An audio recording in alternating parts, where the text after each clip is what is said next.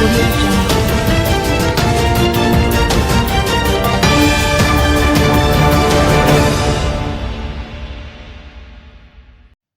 Curvy diva maintains innocence in landlord dispute, awaits date in court. Media personality Yannick Barrett, more popularly known as Curvy Diva, has responded to reports that she has been slapped with charges of simple larceny, housebreaking, and malicious destruction of property. In a statement released via her Instagram account on Friday, the Curvy Diva confirmed the reports and expressed that while she has been advised by her legal counsel not to discuss the matter, the charges stem from an incident involving her former landlord at a premises on which she previously operated her popular eatery, Dining with Curvy. Reports indicate that the media personality allegedly gained access to the property on Dunrobin Avenue in July 2023, accompanied by a locksmith. The owner of the property told the court that he returned to his establishment to find the lock severed and furniture and other items missing. It is also alleged that damage was done to the building. Announcing that she will get her day in court, the Curvy Diva maintained her innocence, declaring that the truth will prevail. I am aware that many of you may have heard the recent news. Yesterday, I was formally charged. On the advice of my legal counsel, I am unable to discuss the details of the matter at this time. However, I want to assure you that I will have my day in court where the truth will prevail, her statement read. I maintain my innocence regarding these baseless accusations. Unfortunately, my former landlord, where I previously operated my restaurant in Dunrobin, is at the center of this unwarranted situation. I will provide further updates as the legal process unfolds, she ended the statement. Yannick is scheduled to make appearance in the Kingston and St. Andrew Parish Court on Thursday, December 12. Manchester police probing threat against Perth police station following fatal shooting of murder suspect. Police in Manchester say they are not taking a social media posting threatening the safety of personnel assigned at the Perth police station for granted days after the fatal shooting of a murder suspect in Ramble near Poros. The suspect, identified only as Bagalas, was fatally shot in what the police said was a confrontation during their response to a double murder at a bar. Police said a firearm was seized following the confrontation. A high-placed crime fighter told reporters that the threat level against the police is high in Porous area and that personnel are being urged to remain vigilant. On Friday, a screenshot of social media post went viral online. The post mentioned a threat of attacking the Porous police station and questioned the fatal shooting of Bagalas, claiming that there will be no peace in Porous. Since August 6, people have been killed in Porous area, contributing to the spike in the violence in Manchester, with 49 murders so far this year. Police officers to get retroactive payments for overtime hours worked. The Jamaica Police Federation has reportedly achieved a breakthrough in securing retroactive payments for overtime hours under the new compensation structure. The retroactive payment comes after a period of contention regarding added hours and their place in the compensation structure. Meantime, the Federation is now in the process of laying the groundwork for upcoming wage negotiations.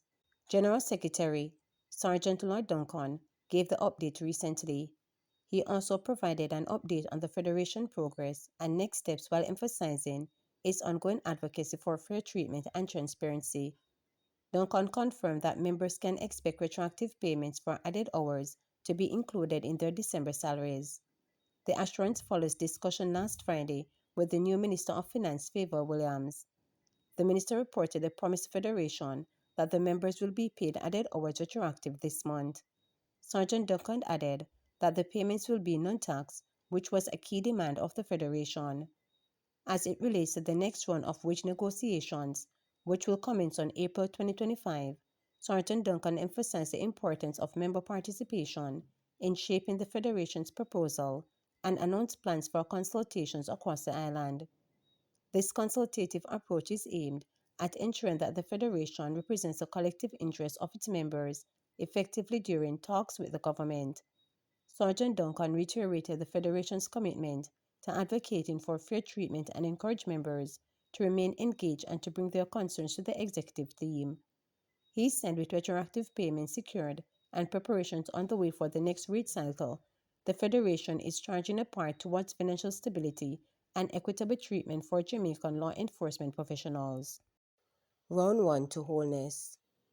Prime Minister Dr. Andrew Holness took the first round in his battle with the Integrity Commission IC on Friday when the Supreme Court granted his application for leave to apply for the judicial review of the Commission's report on his statutory declarations. Holness was also granted leave to seek an order to quash the August 30, 2024 IC report as well as the Commission's special report, save for a paragraph which recommended development of a policy concerning ministers of government and potential conflicts of interest. The Prime Minister's attorneys, in petitioning the Supreme Court to review the legality of the actions of the IC during its probe of his statutory declarations, had argued that the reports, which have been made public, are tainted and ought to be struck down. The court, in its ruling handed down on Friday, said the threshold test for leave to bring to a judicial review claim has been met.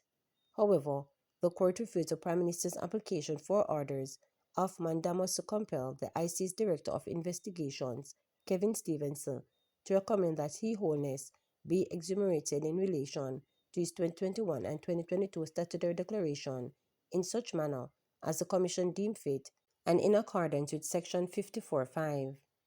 The application was refused on the basis that the court cannot and will not observe the decision-making power of public bodies and public officers. In relation to the duties of Director of Information and Complaints Craig, applications were made to compel him to examine the reports. Although Craig had initially stated that he did not examine the 2022 and 2023 reports, by affidavit, in response to the application he stated that he had concluded the examinations. The court felt that it could not grant leave to do what he had already done. In a statement welcoming the ruling, the Prime Minister's attorneys, Georgia Gibson Helen, King's Counsel, and Senator Ransford Braham, King's Counsel, said Holness does not require permission to apply for the declarations. Therefore, the 23 declarations for relief will be included in the claim that is now fixed for the first hearing on January 7, 2025.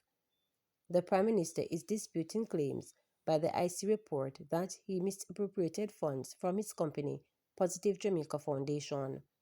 Holness said the foundation is not actively engaged in business and is used by him to make grants or donations or to assist persons from time to time who appeal to him for help. He said while the company is used for charitable purposes, it is not a charity and is not registered as such. In the 179-page report into the Prime Minister's statutory declarations, which was tabled in the House of Representatives in September, the Commission's Director of Prosecution ruled that no charges be brought against Holness for failing to declare 4 bank accounts during his statutory filing. The Commission has raised a litany of questions in relation to bond transactions and loans taken out by companies in which at least one of his sons is connected. Questions were raised about whether the companies were compliant with the statutory filing with Tax Administration Jamaica TAJ. The tabling of the investigation report, the Commission's ruling, and the special report marked the culmination of 2-year investigation during which the Prime Minister's statutory declarations remained uncertified. The investigation sought to ascertain whether Holness owned assets disproportionate to his lawful earning and if he had to the fact made false statement in his declaration by way of omission contrary to law. The 4 bank accounts in question had balance totaling just under $446,000 and were in names of Holness' mother, father, and a former constituency worker. Holness had told Parliament that he was added to the accounts in the names of his parents, and in the case of the former constituency worker, he said he remembered encouraging her to open the bank account, but did not recall how his name came to be on the account. The Commission is yet to certify the Prime Minister's 2023 statutory declaration, which is not a subject of this legal battle. Psychiatric evaluation ordered for fake doctor accused of fraud.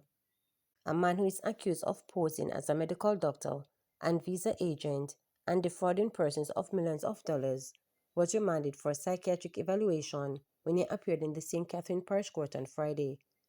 Andrew Clark is charged with 5 counts of obtaining money by means of false pretense and authoring forged documents. He pleaded not guilty to authoring forged documents when he appeared before Parish Court Judge General Nelson Gale. He told the court that he did not have a legal representative and therefore he could not enter a plea in relation to the other charges.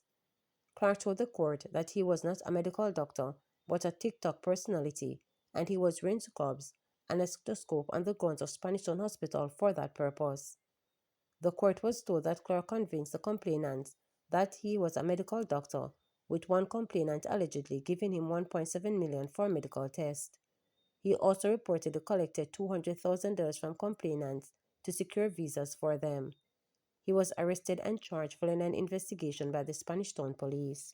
Remember to subscribe, like, share, and click the notification bell for daily updates.